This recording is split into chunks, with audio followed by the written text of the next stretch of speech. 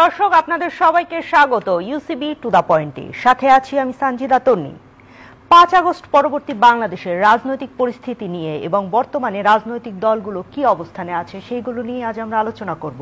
প্রশ্ন হবে to the পয়েন্টে। সাথে আছি আমি সানজিদা তন্নি এবং আজ আমাদের আলোচনার বিষয় বিএনপি, জামাত এবং অন্যান্য রাজনৈতিক দল এবং তারা বর্তমানে কি রাজনীতি করছে, কোন রাজনৈতিক পথে হাঁটছে।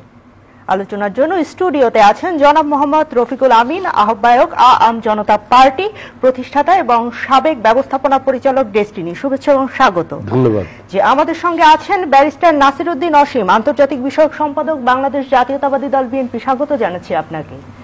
অসংখ্য ধন্যবাদ আমাদের সঙ্গে যুক্ত হওয়ার জন্য। আজ আমাদের টু দ্য পয়েন্টে জনাব মোহাম্মদ রফিকুল আমিন, আপনি প্রথমবারের মতো যুক্ত হলেন, তাই আপনার কাছেই জানতে চাই, আপনি দীর্ঘদিন জেলে ছিলেন, 12 বছর জেলে ছিলেন, তারপরে জেল থেকে বেরিয়ে আসলেন, তারপরে নতুন রাজনৈতিক দল করলেন। কেন? আমরা তো জানি বাংলাদেশে রাজনৈতিক দল করলে রাজনীতির সঙ্গে যুক্ত থাকতে জেলে যেতে হয়। আবারও কি আপনার জেলে যেতে ইচ্ছে হচ্ছে?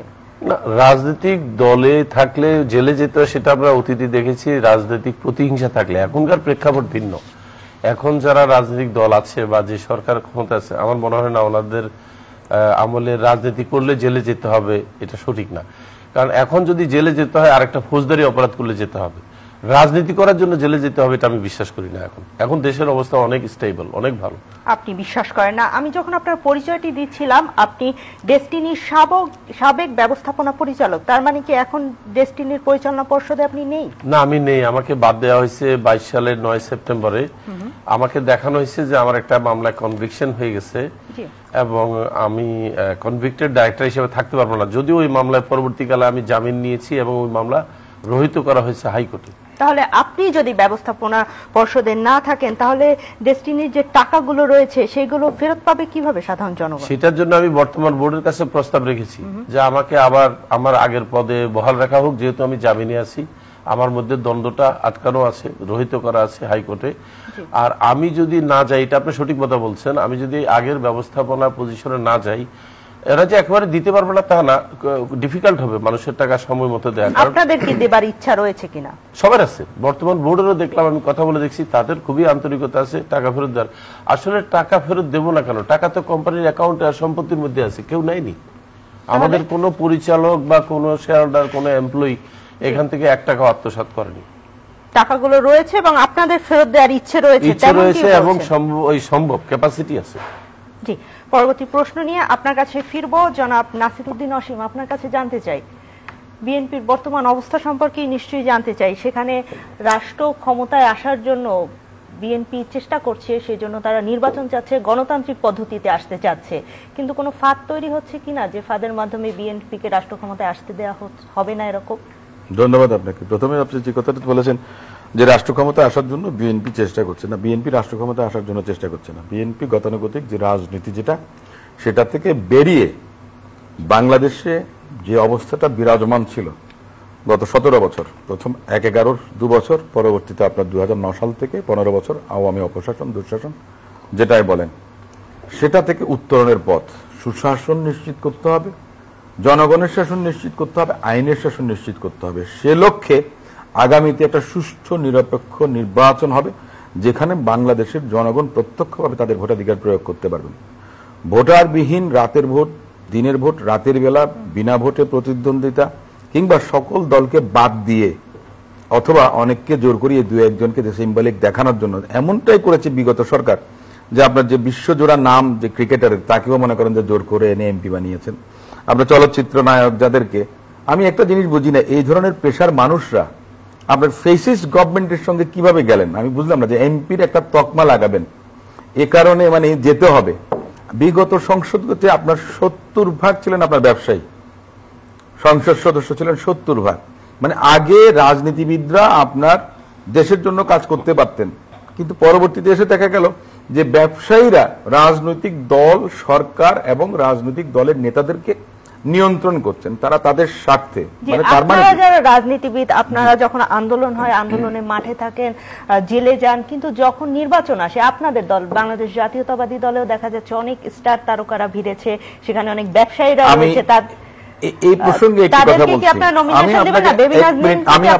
একটা কথা বলি, আপনি বেবি নাজরিনকে আপনি শিল্পী হিসেবে বা তারকা হিসেবে কিন্তু আপনি যদি আপনি আলাদা করেন, এগ্রিগেট করে দেন আপনি, তাহলে ডিফারেন্ট জিনিস। আমি আপনাকে বলি, কনক চাপা কিংবা বেবি নাজরিন তারা বিএনপির রাজনীতির সঙ্গে এই স্বৈরাচার বিরোধী গত 15 বছর তারা আন্দোলন সংগ্রামের সঙ্গে জড়িত ছিলেন। তারও আগ থেকে আপনি যেমন উজ্জ্বল চলচ্চিত্র তারকা উজ্জ্বল, তিনি বাংলাদেশ জাসাস যেটা সেটার সঙ্গে জড়িত ছিলেন, কনক চাপা জাসাসের সঙ্গে জড়িত ছিলেন, বেবি নাজরিন জাসাসের সঙ্গে জড়িত ছিলেন। তারা সকলে, আমি বলছি, তারা সরাসরি প্রত্যক্ষভাবে তারা রাজনীতির সঙ্গে জড়িত ছিলেন। তারা এমন না যে উড়ে এসে জুড়ে বসে যারা একদিনের জন্য রাজনীতি করেন না। বিএনপির মধ্যে এ ধরনের আপনার পাওয়া যাবে না।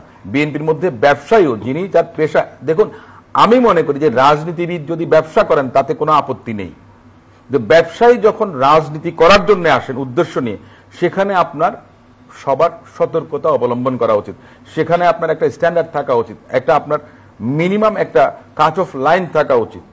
আমি রাজনীতি করি, রাজনীতি কি কারো পেশা হতে পারে? রাজনীতি কখনো পেশা হতে পারে না। রাজনীতির নেশা, এটা একটা প্যাশন, এটা একটা প্যাশন, যেটা আমি আপনাকে বলি দেশ সেবার জন্য, সমাজ সেবার জন্য, জনগণের জন্য। তা আপনার যদি ব্যবসা বাণিজ্য না থাকে, চাকরি বাকরি না থাকে, তো আপনি তাহলে চাঁদাবাজি করে তো আপনাকে তাহলে চালাতে হবে নাকি? না না, রাজনীতি আমি আপনাকে বলি এর মধ্যে কিছু বিষয় আছে, এখানে পার্ট টাইম ফুল টাইম বলে কোনো কথা না। কিন্তু কেউ যদি বলেন যে আপনার কাজ কি, রাজনীতি পেশা, নিশ্চয়ই না। কারণ তাহলে আপনার পেশা যদি রাজনীতি হয়, তা আপনি রাজনীতি চালান কি করে? তাহলে আপনার নেতা কর্মীকে কিভাবে চালাবেন? আপনি নিশ্চয়ই কোনো না কোনো ভাবে আপনার একটা সৎ সোর্স অফ ইনকাম থাকতে হবে, লেজিটিমেট একটা ইনকাম থাকতে হবে। তাই যদি না থাকে, আপনি তো সেটা যদি আপনি ব্যবসায় যদি না হন, তাহলে আপনি কিভাবে আপনি খরচ করবেন দলের জন্য? আপনি কিভাবে আপনার কর্মীর জন্য খরচ করবেন? একজন কর্মীর মা বাবা, বাবা ভাই বোন কেউ অসুস্থ হয়ে গেল, দেখা গেছে কিছুটা হলে সাহায্য করতে হয়। কোনো একটা সামাজিক প্রতিষ্ঠানে গেলে সেখানে মনে করেন যে তারা অনুদান চাইতে পারে। বাংলাদেশের রাজনৈতিক সংস্কৃতির পরিবর্তনটা এমন হয়ে গেছে, টাকা ছাড়াও কিন্তু চলা যাবে না। এটা সোজা কথা, পরিষ্কার কথা। মোটা দাগে আমি মনে করি যে রাজনীতি কারো পেশা হতে পারে না। যেমন হতে পারে কার, যেমন দলের যিনি প্রধান, যেমন দেশপ্রতি বেগম খালেদা জিয়া, উনি তো গৃহিণী ছিলেন ম্যাডাম। গৃহিণী থেকে ম্যাডাম তার যোগ্যতা, তার উত্তরণের পথটা ওনার কত দীর্ঘ ছিল। 9 বছর স্বৈরশাসন বিরোধী আন্দোলন করেছেন। সেক্ষেত্রে তো উনি কোনো চাকরি বাকরি বা ব্যবসাটা কিছু না, তো সেখানে উনি দলকে প্রতিনিধিত্ব করেছেন। প্রথমে ভাইস চেয়ারম্যান হয়েছেন, তারপরে দলের চেয়ারম্যান হয়েছেন, চেয়ারপারসন হয়ে তিনি দলকে নেতৃত্ব দিয়েছেন, এবং যার পরিপ্রেক্ষিতে এই দেশের জনগণ তাকে রাষ্ট্র ক্ষমতা এনেছেন। আমি ফিরবো একেবারেই পরিষ্কার আপনার কথাগুলো। মোহাম্মদ রফিকুল আমিন, আপনার কাছে জানতে চাই, আপনি ডেস্টিনির ব্যবস্থাপনা পরিচালক ছিলেন, এখন আম জনতা পার্টি। আম কেন? এটা আরবি শব্দ, আম জনতা পার্টি, এটা হচ্ছে সাধারণ জনতা, সাধারণ জনতা পার্টি। এটা এই ধরনের পার্টি তো ভারতে একটা আছে, আম আদমি পার্টি। ভারতে আছে, বাংলাদেশে আম আছে, আম জনতা পার্টি। আপনার একই রকম না? একই রকম হয়নি তো। আরেকটা পার্টি যেটা আছে তাদেরটা হচ্ছে আম জনতার দল, শুধু আম জনতার দল। হ্যাঁ, আমারটা হচ্ছে বাংলাদেশ আম জনতা পার্টি। এখন থেকে আমার 2 জায়গায় পার্থক্য আছে, বাংলাদেশ আছে, পার্টি আছে। আপনি শুধু যদি বাংলাদেশের কয়েকটা, আপনি যখন এই রাজনৈতিক দলটি শুরু করলেন তখনই কিন্তু এই নামটি নিয়ে অনেক আলোচনা হয়েছে, নামের জন্যই আলোচনাটি হয়েছে। আম কেন, মানে এই আলোচনাটি আম হচ্ছে কি, শুধু যদি আপনি আম দেন এটা কিন্তু খাওয়ার আম বুঝাবে, কিন্তু এখানে হওয়া উচিত ছিল, আমি বুঝতে পারতেছি, হওয়া উচিত ছিল শুধু আম, মাঝখানে হাইফেন। কিন্তু এটাকে আরো লম্বা করার জন্য আমি আম দিয়েছি। এটা আপনার একজন সাহিত্যিকের সাথে আমি কথা বলেছি, উনি বলছেন যে ঠিক আছে, আপনি এটাকে আম যদি প্রমাণ করতে চান, প্রকাশ করতে চান, আপনার এটা সুযোগ আছে, কিন্তু আপনি কি মিন করতে চাইছেন? আমি বলছি এটা যেন খাওয়ার আম না হয়ে যায়। আচ্ছা, খাওয়ার আম না হয়ে যায়। ব্যারিস্টার নাসিরউদ্দিন অসীম যেটি বললেন, অনেক ব্যবসায়ীরা রাজনীতিতে আসেন, আগে ব্যবসায়ী পরে রাজনীতিতে আসেন। আপনিও কি তেমনটি, যে নিজের ব্যবসার সুবিধার জন্য রাজনীতিতে এসেছেন? রাজনীতি কে করতে পারবে এটা কোথাও লেখা নেই, এটা মানুষের জন্মগত গণতান্ত্রিক অধিকার। কে ব্যবসা করলো, কে শিক্ষক ছিল, কে কোন পেশায় ছিল, এটা দেখে কোথাও লেখা নেই, বাউন্ডারি দেয়া নাই যে অমুক অমুক অমুক অমুক রাজনীতি করতে পারবে। আর সবচেয়ে বড় কথা হচ্ছে, আপনি যে আমাকে এটা বলবেন, আমি তো 12 বছর ধরে ব্যবসার মধ্যে নাই, 12 বছর আমি জেলে, তো আপনি আমাকে কি করে প্রমাণ করবেন যে আমি ব্যবসায়ী হিসেবে আসছি?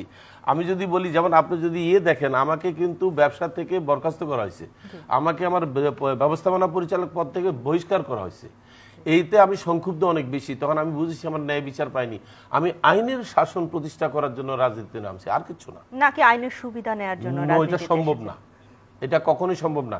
ম্যাল প্র্যাকটিস হয়েছে বিগত সরকার আমলে, প্রচুর ম্যাল প্র্যাকটিস হয়েছে, রায় লিখিত হয়ে আসছে মন্ত্রণালয় থেকে। এখানে আবার জজ দেখছি পিপির বলে আপনি সন্তুষ্ট তো, সাজা দিয়ে বলতেছে, আমি দেখেছি কোর্টে, আপনি সন্তুষ্ট তো, লার্নেড, মানে রায়টা যে জজ সাহেব দিলেন। আপনি কি মনে করেন জজ সাহেব এইভাবে একজন পিপির সাথে কথা বলতে পারে? জনগণের মনে কিন্তু অনেক প্রশ্ন রয়েছে, যেমন আপনি একাধিক গণমাধ্যমের মালিক, আপনার অনেক সম্পত্তি রয়েছে, প্রতিপত্তি রয়েছে। আমরা দেখেছি বিগত সরকারের আমলে যাদের ক্ষমতা ছিল, প্রতিপত্তি ছিল, যাদের আপনার ডেস্টিনি পত্রিকা রয়েছে, বৈশাখী টেলিভিশন রয়েছে, এগুলোকে বাঁচানোর জন্যই কি রাজনীতি? না, এটা সঠিক না। কারেকশন, প্রথম কথা হচ্ছে বৈশাখী টেলিভিশন বা পত্রিকা কোনোটারই মালিক আমি নই, সবগুলোর মালিক কিন্তু প্রতিষ্ঠান এবং এত লক্ষ লক্ষ লোক। আমি এখানে আমাকে যেটা রেজলিউশন করে দেওয়া হয়েছে যে যেহেতু আমি এটার উদ্যোক্তা, তাই দৈনিক ডেস্টিনির প্রকাশক এবং সম্পাদক আমাকে রাখা হয়েছে। 2010 সালে একটা সিদ্ধান্ত হয় বোর্ড মিটিংয়ে, সেখানে সিদ্ধান্তের মাধ্যমে আমি আবার বৈশাখী টিভিতে আসি। বৈশাখী টিভিতে আমার কোনো শেয়ার নেই, কিন্তু আমি প্রতিনিধি পরিচালক, নমিনি পরিচালক, যেটার থেকে আমাকে বাদ দেওয়া হয়েছে। মানে বৈশাখী টিভির মালিক কিন্তু ডেস্টিনি 2000 লিমিটেড, 98.73% মালিক। আমি তো মালিক না, তো আমার চিন্তা কি আছে? এটা বাঁচাবে জনগণ। আর আমার মতে আমি যেটা বুঝেছি, আমি বের হওয়ার পরে আমার যারা বিনিয়োগকারী আছে তারাই আমাকে বলেছে, স্যার আপনার তো যেহেতু কোনো ব্যবসা নাই, আপনাকে বাদ দেওয়া হয়েছে, আপনি কি করবেন? আপনি তো এখন অ্যাবসলিউটলি বেকার, আপনার কোনো চিন্তা আছে? আমি বললাম 12 বছর বেকার থেকে মনে হয়েছে একটা জিনিস না করে ভুল করেছি, যেটা প্রতিবাদের জন্য করতে হয়। আসলে রাজনীতির মঞ্চটা সঠিকভাবে বলতে গেলে এটা একটা প্রতিবাদের মঞ্চ, যেখান থেকে প্রতিবাদ করতে হয় অন্যায় অবিচারের। আপনি অন্যায় অবিচারের প্রতিবাদ করতে চান, কিন্তু একটা জিনিস আমাদের জানার ইচ্ছে যে 4000 কোটি টাকার বেশি অর্থদণ্ড হয়েছিল, সেই জিনিসটাকে দফা করলেন কিভাবে? দফারফা করে নিত। প্রথম কথা হচ্ছে 4000 কোটি টাকার যে অর্থদণ্ড দিয়েছে এটা তো বানানো, এটা এখন আদালতে প্রমাণ হবে। হাইকোর্টে গিয়ে আমি আপিল করেছি, আপিল করার পরে হাইকোর্টে আপিল করেছে, অ্যাকসেপ্ট করে আমার দ্বন্দ্ব রহিত করে দিয়েছে। সেটা রায়ের কপি আছে। আমি তো জানতাম না যে আমাকে এখানে ওই কোয়েশ্চেন আপনি করবেন, তাহলে আমি রায়ের কপি নিয়ে আসতে পারি, অথবা আমি একটা কাজ করবো, আমি অনলাইনে দিয়ে দেবো যে আমার রায়ের কপি। আমাকে অর্থদণ্ড রহিত করেছে হাইকোর্ট। প্রথমটাতে যেখানে 12 বছর দিয়েছে 22 সালে, সেটা আমাকে জামিনও দিয়েছে হাইকোর্ট, এবং সেটার অর্থদণ্ডও কিন্তু রহিত করেছে। মজার ব্যাপার হচ্ছে এখানকার অর্থদণ্ড কিন্তু অটোমেটিকলি মাফ হয়ে গেছে। কেন জানেন? আমি 12 বছরের বেশি জেল খাটলাম। ফৌজদারি কার্যবিধির 35-এর কয় 2-তে লেখা আছে, কোনো লোকের যদি তার সাজার চাইতো একদিন বেশিও যদি রাখা হয় জেলে, তাহলে তার উপরে আরোপিত দণ্ড অটোমেটিক্যালি মওকুফ হয়ে যাবে। জনগণ এই জিনিসও জানতে চায়, আপনার তো অনেক টাকা, এত টাকা কোথায় পেলেন? ডেস্টিনির যখন ব্যবসার কথা আসে তখন নানান রকম কথা আসে ডেস্টিনির ব্যবসা। আমার কিন্তু এত টাকা নাই, এটা ভুল। সমস্ত টাকার মালিক হচ্ছে কোম্পানিগুলো। আপনি যদি আমার ব্যক্তিগত অ্যাকাউন্ট খুঁজে দেখেন, 1.5-2 কোটি টাকার বেশি পাবেন না আমার ব্যক্তিগত অ্যাকাউন্টে। তাহলে টাকা আছে কোথায়? কোম্পানির অ্যাকাউন্টে। আমি কোনো জিনিসে, আমি কোনো পরিচালকের এখান থেকে ফায়দা নিতে দেইনি, এমনভাবে আমি প্রতিষ্ঠান চালাইছি। এবং আমি বলতে পারি, আমি দাবি করে বলতে পারি, আমার আমলে এই ডেস্টিনিতে 12 সাল পর্যন্ত কোনো দুর্নীতি হয়নি। আমরা দুর্নীতিমুক্তভাবে আগেছি। যে কারণে দুদক যে মামলা করেছে ওটা কিন্তু দুর্নীতির মামলা ছিল না, ওটা অর্থ আত্মসাতের মামলা ছিল না, ওটা ছিল মানি লন্ডারিং এর মামলা। মানি লন্ডারিং কেন হয়েছে? আমি MLM নামক পদ্ধতিতে ব্যবসা করেছি, তাই ব্যবসা আমার অবৈধ। আর ব্যবসা অবৈধ মানে আমার অর্থ অর্জন অবৈধ। অর্থ অবৈধ মানে আমি যে স্যালারি নিয়েছি এটা money laundering. Can you believe it? আমি স্যালারি নিয়েছি, ভাতা নিয়েছি, ডিভিডেন্ড নিয়েছি, সব মানি লন্ডারিং। আমি কিন্তু দেশের বাইরে টাকা পাঠিয়েছি এটা বলেনি তারা, দেশের বাইরে 1 টাকাও যায়নি, সব তো দেশের মধ্যে আছে। এটি বলেনি তারা। আমি ফিরবো আপনার কাছে, ব্যারিস্টার নাসিরউদ্দিন অসীম, আপনি কিছু যোগ করবেন কিনা এই বিষয়ে? না, আমি বলছি রফিকুল আমিন ভাই তো মানে he has become more of a lawyer rather than a businessman. উনি যে কথাটা বললেন না, আচ্ছা যাই হোক, আপনাকে তো মানে সরি আমি মানে যেটা বলছি যে আপনাকে, তার মানে কি আপনি কি মূল্যায়ন করেন যে বিগত সরকার আপনাকে এইভাবে আপনার মতো বাকি সবাইকে আপনার এইভাবে হয়রানি করেছে? প্রচুর করেছে, আমার দেখা প্রচুর, যাই হোক প্রচুর করেছে, হাজার হাজার। আমি যখন জেলে ছিলাম এমনও হয়েছে 10,000-এর মতো বন্দী ঢুকেছে 1 মাসে। আমি আমি যে জেলখানা থাকার জায়গা ছিল না। যে বিষয়টা মানে যোগ করবো সেটা হলো, আপনার দেখেন ওনাকে, আমি ওনার মামলা সম্পর্কে খুব একটা বেশি কিছু জানি না, যে ঘটনাটা দেখেছি শুনেছি, খুবই আলোচিত অনেকেই, কিন্তু ওনার কাছ থেকে দেখেন অনেক কিছু শুনেছি, দর্শকরা অনেক কিছু জানবেন। ওনার অ্যাপিল এখনো পেন্ডিং আছে, সেই জন্য আমরা খুব একটা বেশি মন্তব্য করতে পারছি না। কিন্তু দেখা গেছে যে সে সময় যখন এই ধরনের ঘটনাগুলো ঘটে, উদরপিণ্ডি বুধর ঘাড়ে চাপিয়ে অন্য যারা অপকর্মের সঙ্গে জড়িত ছিলেন তাদেরকে দেখা গেছে আপনার রক্ষা করার একটা প্রবণতা তখন ছিল। কারেক্ট। এ ধরনের ঘটনা ঘটেছিল। রফিকুল আমিন ভাইয়ের ক্ষেত্রে কি ঘটেছে আমি সেটা বলবো না, মানে পার্টিকুলারলি কোনো স্পেসিফিক কোনো ম্যাটারে আমি ঠিক বলতে পারছি না। এ ধরনের ঘটনা মানে বিচার বিভাগকে সরকার যেভাবে ব্যবহার করেছিলেন, আপনার যে কাউকে ফাঁসি দেওয়া হবে বা ফাঁসি দেওয়া হয়েছে সেটা ছিল জুডিশিয়াল কিলিং, আপনার শাস্তি দেওয়া হবে, কারাগারে নেওয়া হবে, দিনের পর দিন মনে করেন আপনার এক জেল থেকে আরেক জেলখানে পাঠানো হবে, মানবতর জীবনযাপন করা বা যা কিছু করা। এই যে জুডিশিয়াল অ্যাট্রসিটি গত কতটা বছর, আপনি একটু আগে বললেন যে বিএনপি ক্ষমতায় যেতে চায় না, ক্ষমতা জনগণ চাইলে বিএনপি দেশ সেবার জন্য প্রস্তুত আছে, সেটা হলো এক জিনিস। আমি আপনি চাইলেই তো বিএনপি ক্ষমতা এসে যাবে না, সেটা জনগণের উপরে ডিপেন্ড করবে। কিন্তু একটা কথা হচ্ছে নির্বাচনের মাধ্যমে বিএনপি সেটাই আমরা বলছি, সে কারণে আপনার নির্বাচনটা হওয়া উচিত। বিএনপির যে প্রত্যাশাটা, আমরা আন্দোলনটা কেন করেছিলাম, যে আন্দোলনটা হয়ে গেল আপনার জুলাই আগস্টের কথা বলা হয়, যেখানে অনেকে নতুন বন্দোবস্তের কথা বলে, নতুন বন্দোবস্ত কি সেটার ডেফিনিশনটাও জানেন কিনা আমার একটু সন্দেহ আছে। আমরা তো আন্দোলন করেছি সেই 2009 সালের পর থেকে আন্দোলন করেছি। সো আমি সুপ্রিম কোর্টের আইনজীবী, আমার বিরুদ্ধে 2009 সালে আওয়ামী লীগ আসার 1 মাসের মধ্যে মামলা দায়ের করা হয়েছে, পূজা মণ্ডপে নাকি আমি হামলা করেছি আমার বিরুদ্ধে। তার মানেটা কি, যে বিদ্বেষ, যেটা আমি দেশের বাইরে ছিলাম দুবার, একবার হয়েছে প্রধান বিচারপতির বাড়িতে বোমা নিক্ষেপের মামলা হয়েছে, ব্যাংককের হসপিটাল থেকে আপনার বোমা, আমি কি স্কাইড মিসাইল নিয়ে বসে থাকি যে আপনার ওটাও যদি হতো না, স্কাড মিসাইল আমি নিক্ষেপ করেছি ব্যাংকক থেকে, অনেক বোমা তো মারা যাবে।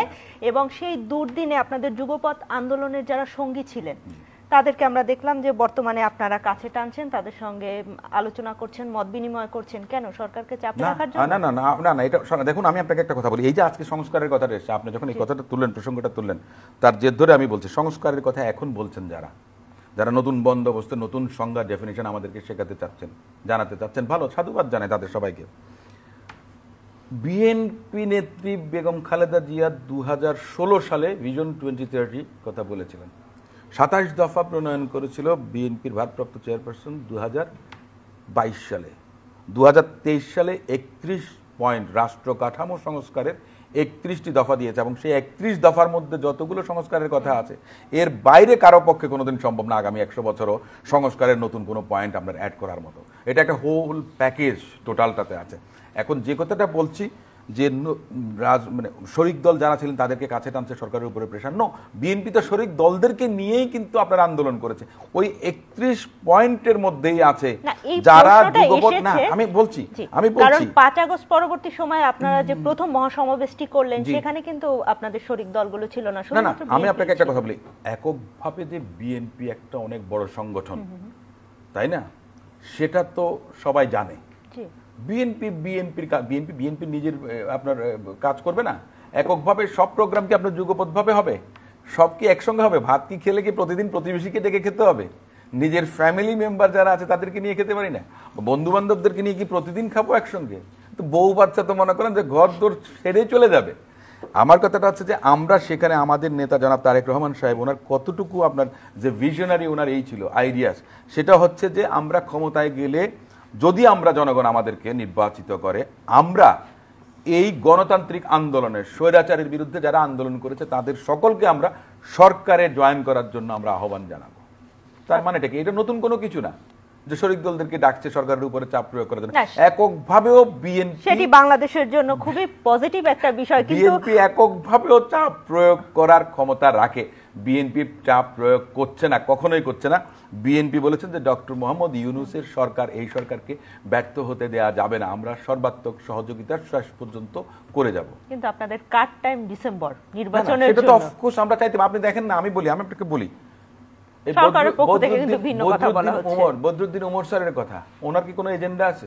অনেকে বলে যে বিএনপি ক্ষমতায় যেতে চায়, সেই জন্য আমরা ডিসেম্বরের কথা বলি, ওই 3 মাসের কথা বলি, 6 মাসের কথা। বদরুদ্দিন ওমর স্যার বলেছেন যে এবছরের ডিসেম্বরের মধ্যে নির্বাচন হওয়া উচিত। কেন হওয়া উচিত? অনির্বাচিত সরকার যদি থাকে তাহলে সামনের দিকে যে সমস্যা সংকুল একটা বাংলাদেশ হবে, সেটার যে পরিবেশ পরিস্থিতি তৈরি হবে, সেটা অরাজনৈতিক অনির্বাচিত একটা সরকার মোকাবেলা করতে ব্যর্থ হবে।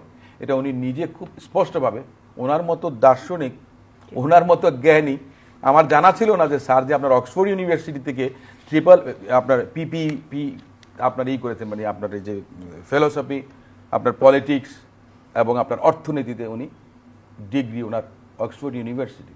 উনি নিঃসন্দেহে আমার, আপনার কিংবা যারা রাজনীতি করেন তাদের থেকে আমি মনে করি যে ওনার মাথা অনেক বেশি উর্বর। অনেক বেশি উর্বর। আমি ফিরবো আপনার কাছে। জনাব রফিকুল আমিন, আপনার কাছে জানতে চাই, অনেকগুলো প্রশ্ন করে গিয়েছিলাম এর আগে, আপনি উত্তরও দিয়েছেন, কিন্তু আপনি যে রাজনৈতিক দল করলেন, এখানে ডেস্টিনির নাম জড়িত রয়েছে, অনেক কিছু নাম জড়িত রয়েছে, যেহেতু আপনি এর প্রতিষ্ঠাতা, জনগণ কি আপনার উপর আস্থা রাখবে, আপনার রাজনৈতিক দলের উপর আস্থা রাখবে? অবশ্যই রাখবে, আমি বিশ্বাস করি, কারণ আমি মুসলিমের পক্ষে, নির্যাতিতের পক্ষে আন্দোলনে নেমেছি। আমার উদ্দেশ্যটা পরিষ্কার। আমি এখানে ক্ষমতা শব্দটা ব্যবহার করব না, কারণ ক্ষমতা শব্দের মধ্যে স্বৈরাচারী ভাব আছে। আমি চাইব যে দেশে এমন একটা সরকার দায়িত্বে আসুক যাদেরকে আমার দল নির্বাচিত করে নিয়ে যাবে। সেখানে যে আমাকেই থাকতে হবে সরকারের প্রধান হিসাবে, আমি এটা বিশ্বাস করি না। আমি বিশ্বাস করি যোগ্য লোকের মার্কা যাই হোক, আমরা তাকে সংসদে নিয়ে যাব ভোট দিয়ে। এবং আমার এই সমর্থকরা কিন্তু সবাই এই দর্শনটা বিশ্বাস করে ভালো। তারা বলছে এটা অত্যন্ত সুন্দর দর্শন, যে আমরা নিজেরা সরকার গড়ব, নিজেরা রাষ্ট্র চালাবো, এই সমস্ত কথা বলার মানে এগুলো হচ্ছে অতিরিক্ত প্রলোভন। সেটা কি ডেস্টিনি সরকার হবে? না, কেন ডেস্টিনি সরকার হবে? সেটা আমজনতার সরকার হবে। আমজনতার সরকার হবে। আপনি রাজনৈতিক দলের প্রধান, আপনার নির্বাচনী এলাকা কোনটি তাহলে? আমার নির্বাচনী এলাকা হচ্ছে দুইটা আছে, আমি যেটাই আপনি বলেন না কেন, ঢাকা 6 এবং নোয়াখালী 6। কিন্তু আমি নিজে ব্যক্তিগতভাবে নির্বাচন না করার সিদ্ধান্ত নিয়েছি। আপনি সিদ্ধান্ত নিয়েছেন।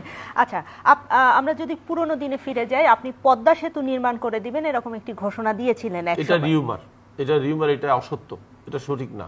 আমরা পদ্মা সেতুর করব, পদ্মা সেতুতে কত হাজার কোটি, তখনই একটা ফিগার ছিল 12,000 কোটি টাকা। আমরা কখনোই আমাদের, আপনার নামে এই রিউমারটি আসলো কেন? শেখ হাসিনার নিরাপত্তা উপদেষ্টা তারেক আহমেদ সিদ্দিকী 500 কোটি টাকা চাঁদা চেয়েছিল আপনার কাছে। এটা রিউমার না, এটা ছিল উনি একটা জায়গার দলিল আমাকে দিয়ে বলছেন তুমি এটা কেন আমার 500 কোটি টাকা দাও। আমি বলছি জায়গার দলিল তো ঠিক নাই, আমি দিতে পারবো না। এখান থেকে বিরোধ শুরু হয়েছে। কিন্তু এটা হাতির ঝিলের একটা জায়গা, 80 কাঠার মতো।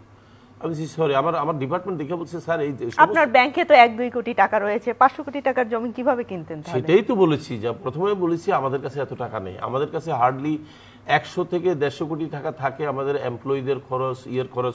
1-150 কোটি টাকা কিন্তু এখনো আছে, ওইটা রেখে আমরা জেলে ঢুকছি। আমাদের রানিং এখনো বোধহয় হিসাব করলে আপনার 272 কোটি টাকার মতো ব্যাংকে আছে। আমরা দিতে, এই জন্য মানুষকে টাকা দিতে পারবো।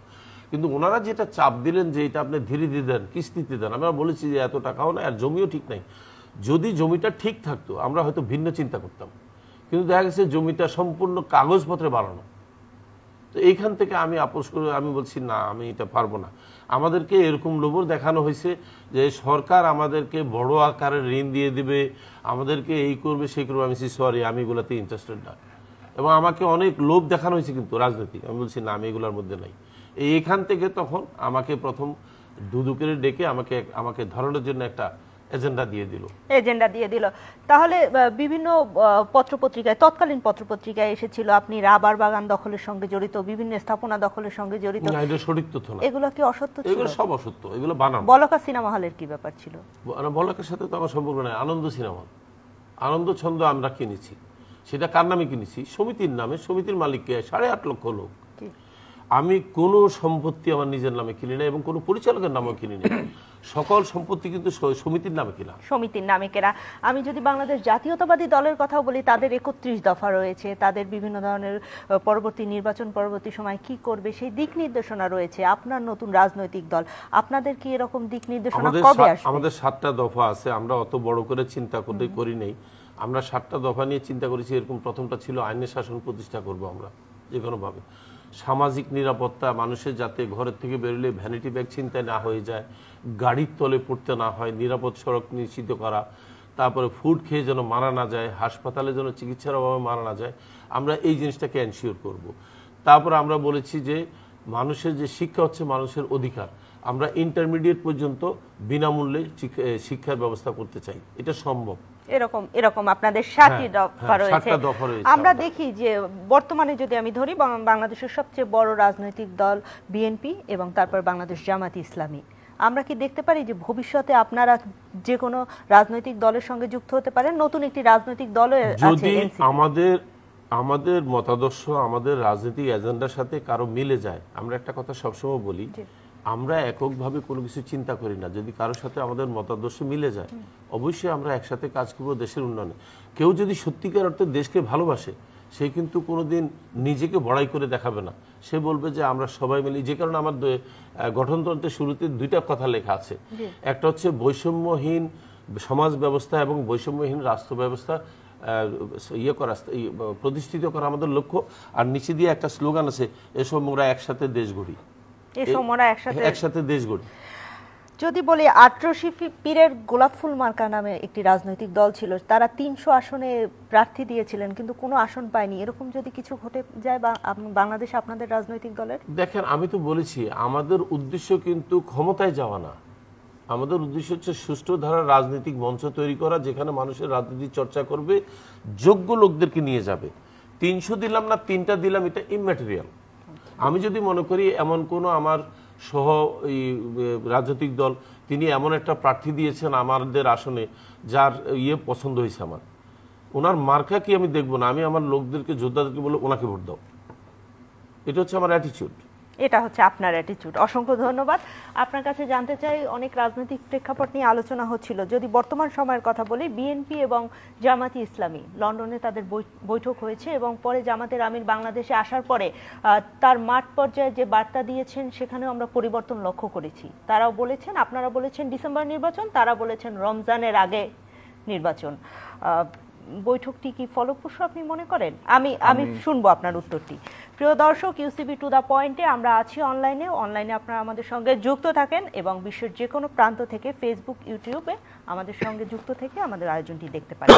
জি, বলছিলেন। সরি, আমরা আলোচনা হয়েছে বা কি হয়েছে এটা তো আমার বিষয়ও না, আমি জানিও না এই বিষয়টা।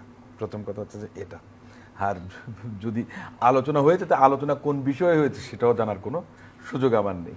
তো একটা কথা, আপনার মনে করেন যে বাংলাদেশ জাতীয়তাবাদী দল যেটা মনে করেছে যে ডিসেম্বরের মধ্যে নির্বাচনটা হওয়া উচিত, আর জামাত ইসলামের পক্ষ থেকে বলেছে রমজানের আগে, মানে কি আপনার ফেব্রুয়ারির মধ্যে, ফেব্রুয়ারি বা মিড মার্চ সম্ভবত, কারণ আগামী বছর আপনার রোজা শুরু হবে, তাহলে রোজার পরে গেলে আবার বর্ষা, খুব একটা সমস্যা তৈরি হবে। মানে সমস্যাটা দেখেন আপনার, এই যে ঋতু পরিবর্তন বলেন বা আমাদের দেশের তো মনে করেন যে কি বলে দুর্যোগ বা বিভিন্ন কিছু আসতেই পারে, প্রাকৃতিক দুর্যোগ, সে সমস্ত জিনিস মাথায় রেখে তার বাইরে যেটা সবচেয়ে বড় সংখ্যা, যে রাজনৈতিক গোলযোগ কিংবা আপনার ধরুন আপনার অপ্রীতিকর কোনো ঘটনা, বিশৃঙ্খল একটা অবস্থা, নৈরাজ্য তৈরি হবার মতো আপনার পরিবেশ পরিস্থিতি তৈরি হবে দিন যত যাবে। সে কারণেই বাংলাদেশ জাতীয়তাবাদী দল যেটা উপলব্ধি করেছে যে নির্বাচনটা দরকার, এবছরের মধ্যে দরকার। আর ঠিক জামাত ইসলাম হয়তোবা ওই কারণেই আপনার একটা জায়গায় এসছে, উপলব্ধি করেছে। আমরা 5 আগস্ট পরবর্তী সময় দেখেছি যে জামাতি ইসলামের সঙ্গে বিএনপির এক ধরনের দূরত্ব তৈরি হয়েছে, দূরত্ব স্পষ্ট ছিল। এই বৈঠকের মধ্যে থেকে কি একটু দূরত্ব কমলো? আমি আপনাকে বলি, রাজনীতিতে শেষ কথা বলে কোনো কিছু নেই। 1991 সালে বিএনপি এবং জামায়াতের কিন্তু এককভাবে কোনো আপনার কোয়ালিশন ছিল না, কিন্তু বিএনপি সরকার গঠন করেছিল জামাতের 18 জন সদস্যের সমর্থন নিয়ে। 96 সালের আগে 94 সালের পর থেকে জামাত ইসলাম আওয়ামী লীগের সঙ্গে কিন্তু একসঙ্গে আপনার রাজনীতি করেছে, যুগপৎ আন্দোলন করেছে বিএনপির বিরুদ্ধে, সরকারের বিরুদ্ধে। আবার 2001 সালে বিএনপি এবং জামায়াতের কিন্তু অ্যালায়েন্স হয়েছে একই সঙ্গে, যেটা 91 সালে হয়নি, সেটা 2001 সালে হয়েছে। মাঝখানটায় 94 থেকে 96 সাল পর্যন্ত তুমুল আন্দোলন করেছিল আওয়ামী লীগের সঙ্গে জামাত ইসলাম। সেজন্যই বলছি যে রাজনীতিতে কখনো শেষ বলে কিছু নেই, শত্রু মিত্র চিরস্থায়ী, এটাও সত্য নয়। বর্তমানে আওয়ামী লীগ নির্বাচনে আসবে কিনা এ নিয়ে অনেক কথা হচ্ছে। আপনাদের বিএনপির পক্ষ থেকে আপনাদের ভাবনাটি জানতে চাই। আমাদের পক্ষ থেকে তো বিএনপি তো প্রথম থেকেই বলে আসছে, আপনি যদি বিচারের মধ্য দিয়ে, যেমন আপনার যে এখন আন্তর্জাতিক অপরাধ ট্রাইব্যুনাল যেখানে আছে, সে জায়গাতে আপনার যদি আওয়ামী লীগ নেতাদের বিচার হয়, তাহলে সেই বিচারে যদি আপনার দলের শীর্ষ ব্যক্তি যদি আপনার দোষী সাব্যস্ত হন এবং তাদের কর্মকাণ্ডের জন্য আপনার রাজনৈতিক দল নিষিদ্ধ হতে পারে, যতক্ষণ পর্যন্ত না আপনি নির্বাহী আদেশ দিয়ে একটা রাজনৈতিক দলের রাজনীতি বন্ধ না করেন, ততক্ষণ পর্যন্ত তো বিএনপি বা তৃতীয় কোনো ব্যক্তিত্ব কোনো কিছু বলার নেই। সেটার জন্য তো রাষ্ট্র আছে, বিএনপি আর রাষ্ট্র কিন্তু এক জিনিস না, আর আইন সেটা আবার ভিন্ন জিনিস। অতএব সেটা আইনানুগভাবে যেটা হয় বিএনপি সেটাই আপনার সাধুবাদ জানায়। কিন্তু রাজনৈতিক দল হিসেবে আমি যদি বলি যে অমুক আপনি নিষিদ্ধ করে দেন, আওয়ামী লীগ কিন্তু জামাত ইসলামকে নিষিদ্ধ করেনি। আওয়ামী লীগ জুজুর ভয় দেখিয়ে রেখেছিল। আমি সেই প্রসঙ্গে যাব না যে আন্ডারলাইং ট্রুথটা কি বা বিহাইন্ড দ্য একেবারে ডোর। শেষে আগস্টের শুরুতে এসে তাদেরকে নিষিদ্ধ করা হয়েছিল। না, তাদেরকে নিষিদ্ধ করা হয়নি, তাদেরকে নিষিদ্ধ করা হয়নি, তাদের নিবন্ধন বাতিল হয়েছে। নিবন্ধন বাতিল জামাত হয়েছে। ইসলামের রাজনীতি বন্ধ হয়নি, জি। জামাত ইসলামের রাজনীতি বন্ধ হয়নি, এটা ভুল। রাজনীতি বন্ধ হয়নি, রাজনীতি কিন্তু বন্ধ হয়নি, জামাত ইসলাম নামের দলও বন্ধ হয়নি, জামাতের নিবন্ধন নির্বাচন কমিশন আপনার বাতিল নির্বাচন করেছে। না করতে পারলে সেই না না, রাজনৈতিক দল আমি দিয়ে দেখুন আসলে কি ওই হবে? যে রফিকুল আমিন ভাই যে কথাটা বলেছেন যে নির্বাচনে যে করতে হবে রাজনীতি করার জন্য, তাই না? আপনার এই যে 5ই আগস্টের পরিবর্তন যদি না হতো, আমি জেল থেকে বেরোতে পারতাম কিনা আমি জানি না, Correct. উনি বেরোতে পারতেন কিনা আমি জানি না, Correct. আমরা হয়তো আমাদের ডেড বডি ওখান থেকে আসতো, সামারি ট্রায়াল করে আমাদেরকে হয়তো ফাঁসি দিত। এটাই ওনাদের প্ল্যান ছিল, এটাই তাদের প্ল্যান ছিল। সমস্ত কিছু তো মনে করেন যে কোনো না কোনো ভাবে একটা পরিবর্তন হঠাৎ করে মনে করেন যে ঘটে গেছে, সেটা একদিন। সেটা যদি না হতো তাহলে পরিণতিটা ভিন্ন রকম হতো। সে কারণে আমরা বলছি যে দিন যত যাবে কমপ্লিকেসি তত বেশি অ্যারাইজ করবে। এ কারণে আপনার ভালোই ভালোই যত আগে নির্বাচনটা হয় ততই বেশি দেশের জন্য, দেশের মানুষের জন্য আপনার মঙ্গল। ভালোই নির্বাচন। কিন্তু এনসিপির পক্ষ থেকে বলা হচ্ছে এনসিপির আহ্বায়ক নাহিদ ইসলাম প্রশাসন নাকি অলরেডি বিএনপির হয়ে কাজ করছে, আবার প্রশাসনের বিরুদ্ধে মধ্যে ঘাপটি মেরে আছে স্বৈরাচারের দোসররা। মানে আপনারা আবার কি নাটক মঞ্চায়িত করতে যাচ্ছেন? এটা সেলফ কন্ট্রাডিক্টরি। কেন আমি আপনাকে বলি, দেখুন কয়েকদিন আগে আপনার পত্রপত্রিকায় এসেছে যে ওনাদের একজন কি যেন নতুন দরবেশ, ঠিক কি নাম যেন ওনার, জাতীয় ভুলে গেলাম, নাগরিক পার্টি, জাতীয় নাগরিক পার্টির নেতা, আপনার ওনাকে আপনার আক্তার অব্যাহতি হোসেন? দেওয়া হয়েছে। না আক্তার না, জনাব আক্তার না, আরেকজন আছেন তানভীর সম্ভবত, জি। তানভীর সম্ভবত, বেশ দেখতে একেবারে মোল্লা ওমরের মতো। জি। আপনার ওই ওনার বিরুদ্ধে ডিসি একটা এবং অভিযোগ এসছে পাঠ্য যে বই। ডিসি নিয়োগ এবং টেক্সট বুক বোর্ড নিয়ে আপনার একটা এসছে এবং সেটার জন্য তারা তাকে আপনার অব্যাহতি দিয়েছে। এ ধরনের তাদের আরো অনেকের বিরুদ্ধে অভিযোগ এসছে, বিভিন্ন কিছু এসছে। তো আমি এনসিপি কি বলছেন বা না বলছেন আমি এই বিষয়টাতে আসলে খুব একটা বেশি গুরুত্ব দিতে চাই না, কারণ আমার খুব একটা পায়াস উইশ ছিল যে একটা নতুন একটা রাজনৈতিক দল হবে, ছাত্ররা করবে, যে তারা যেন অঙ্কুরেই আপনার ঝরে না পড়ে যায়। তাদের যেই ইমেজ সংকট তৈরি হয়েছে তারা কতদূর এগোতে পারবেন আপনি কি এনসিপির মধ্যে ভাঙন দেখতে পাচ্ছেন? না, আমি ভাঙ্গনের কথা আমি ঠিক বলছি না। আমি বলছি কি, দেখুন আপনি 5ই আগস্টের আগে একরকম ছিলেন, তারপরে আপনি তাদের কি পরিবর্তন, ভাগ্যের পরিবর্তন। এখন এনসিপি যদি অভিযোগ করে এতদিন পরে, 7-8 মাস পরে, যে প্রশাসনের মধ্যে বিএনপির লোকজন আছে, ওখানে তো তাদের দুজন মন্ত্রীও আছেন, উপদেষ্টা আছেন, তো তারা তো আবার সমন্বয়কদের মধ্যে দুজন তো এখনো সেখানেই আছেন, কিন্তু তারা তো পদত্যাগ করেননি। বলতে পারেন যে না, তারা তো আপনার দলে যোগদান করেনি। আমার কথাটা হচ্ছে যে দলে যোগদান করা না করা এটা তো আপনার মনে করেন যে ওই শিশুও কিন্তু হাসবে, তারা সেখানে আছেন, তাদের প্রতিনিধিরা আছেন। আর যদি বলেন তো তাদের দলনেতা মনে করেন, আমি এটা বিতর্কিত কোনো মন্তব্য না হয়ে যায় যে ডক্টর মোহাম্মদ ইউনূস স্যারকে তারাই আপনার পছন্দ করেছেন, যেটা সত্যি কথা। উনি সর্বজন গ্রহণযোগ্য, বিশ্বব্যাপী সমাদৃত একজন মানুষ, যার কারণে বাংলাদেশের মানুষের প্রত্যাশাটা ওনার কাছে বেশি। বাকিরা কে কি বললো সেটা আমি ঠিক বলছি না, কোনো কিছু মন্তব্য করছি না। আমরা আশাবাদী যে ডক্টর মোহাম্মদ ইউনূস সাহেব আছেন, হাল ধরেছেন, একটা ক্রান্তিকালীন সময়কে উনি আমাদেরকে নেতৃত্ব দিয়ে নিয়ে যাচ্ছেন। কিন্তু তার তো একটা আপনার ব্যাপ্তিটা খুব বেশি বড় হওয়া উচিত না। ওনার পক্ষে ওনার সীমাবদ্ধতা অনেক বেশি, অরাজনৈতিক একটা সরকারের সীমাবদ্ধতা অনেক বেশি আছে। আপনারা যে সংস্কারের কথা বলেন, সব কি ওনারা করতে পারবেন? আমরা তো মনে করি যে সমস্ত সংস্কারগুলো একটু সুষ্ঠু নির্বাচনের জন্য প্রয়োজন, সেটা করে নির্বাচনটা হয়ে যাওয়াটা উচিত। নির্বাচিত প্রতিনিধিরা আসুক, যেই আসুক না কেন, এনসিপি আসুক, তাতে তো কোনো ক্ষমতা নেই। আপনার দল আসুক, তাতেও কোনো ক্ষমতা নেই। অনুষ্ঠানের একেবারে শেষ পর্যায়ে ব্যারিস্টার নাসিরউদ্দিন অসীম, আপনি একজন সম্মানিত আইনজীবী, বিএনপির আন্তর্জাতিক বিষয়ক সম্পাদক। আমাদের খুব জানবার ইচ্ছা তারেক রহমান দেশে আসছেন না কেন, এটা জনগণেরও জানবার ইচ্ছা। তার সকল মামলাগুলো তো এখন বোধহয় উঠে গেছে। দেখুন, ওনার যদি মামলা না উঠতো, উনি দেশে আসলে কি হতো আমাকে বলেন? আসছেন না কেন দেশে? 15 থেকে 20 লাখ মানুষ মনে করেন যে এয়ারপোর্ট রোড থেকে পুরো ঢাকা শহরটা ডেডলক হয়ে যেত, সারা বাংলাদেশ থেকে বিএনপির কোটি কোটি সমর্থক। আমি একটা কথা বলছি, ওনার তো ভয়ের কোনো কিছু নাই, বা উনি কেন আসছেন না। একটা জিনিস আছে যে উনি যখন মনে করবেন যে প্রয়োজন মনে করবেন, এটা ওনার একটা ব্যক্তিগত সিদ্ধান্তের বিষয় আছে। আর দ্বিতীয় কথা, উনি দেশে আসা বা না আসার মধ্যে পার্থক্য আমি খুব একটা বেশি কিছু দেখি না। 16-17 বছর, 2 বছর বাদ দিলাম, 15 বছর উনি এই দলটাকে ঐক্যবদ্ধ রেখেছেন।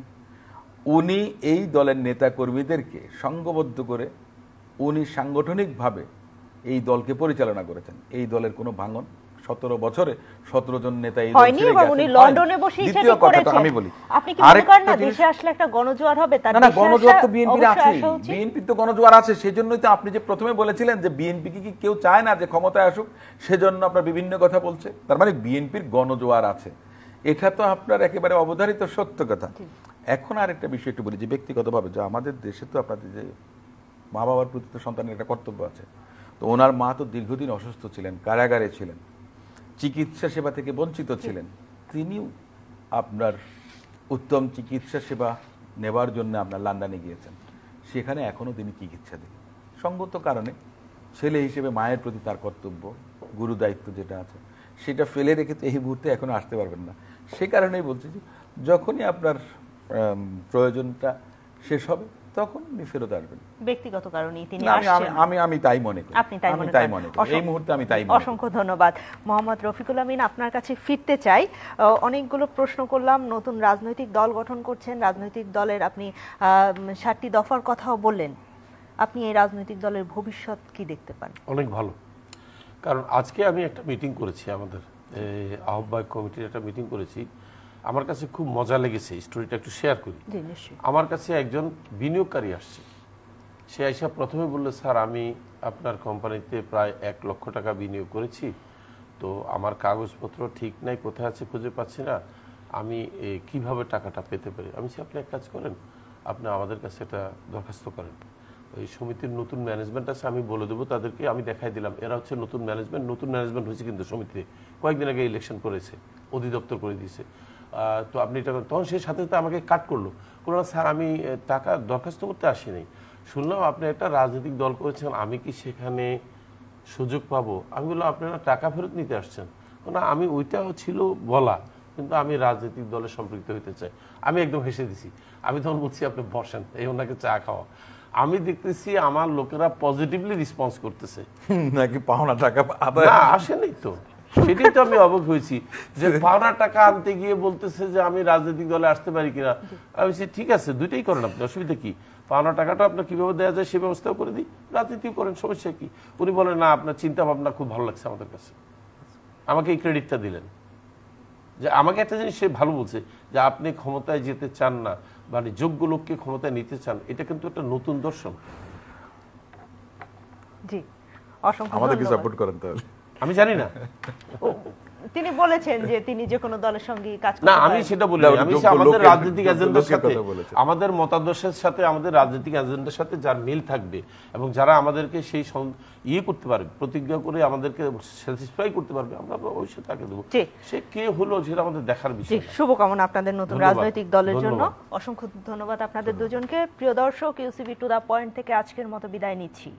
আলোচনা ছিল বিএনপি, জামাত এবং অন্যান্য রাজনৈতিক দল। বিএনপির পক্ষ থেকে ডিসেম্বরে নির্বাচন চাওয়া হচ্ছে, জামাতের পক্ষ থেকেও ঠিক একই রকমের কথা বলা হচ্ছে এবং অন্যান্য রাজনৈতিক দল তারা নির্বাচনের জন্য প্রস্তুতি নিচ্ছে। পাশাপাশি সবাই দেশের একটা সংস্কার চায়, সেই সংস্কার খুব সুন্দরভাবে হোক, দেশের মানুষের জন্য হোক, সেই প্রত্যাশাই শেষ করছি। সবাই ভালো থাকবেন, শুভকামনা।